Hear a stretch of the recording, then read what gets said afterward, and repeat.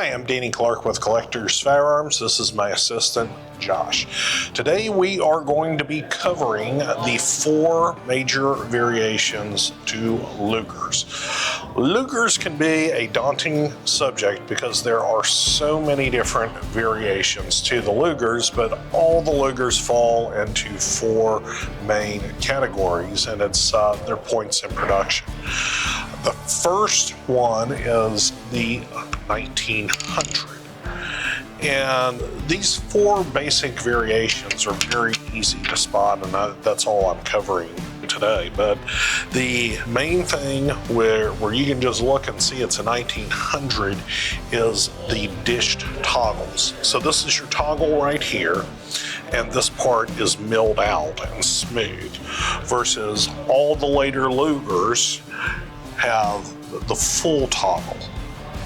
And why they made the early toggles like this, I'm not exactly sure, but they only made it from 1900 to 1906. The 1900s also had the grip safety. Second variation that you have is the 1906. So the 1906 has the full toggle, and you still have your grip safety right here. Third variation is the 1908. 1908, full toggle, but the grip safety goes away, and it's just smooth along the back strap.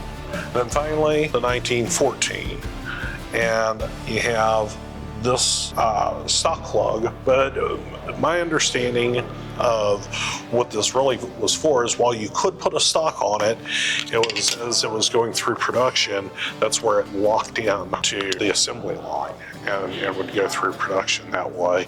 But there are certainly plenty of stocks that you can put on this. Those are the 4 major variations that all the Lugers go through. This is like a beginner's guide of how to just identify the Lugers. Very beginner's guide. Because we could probably go down a rabbit hole with everything on Lugers. We could spend a lot of time on Lugers. Because I'll admit, Lugers intimidate me because of all the stuff. That doesn't surprise me one bit. Okay.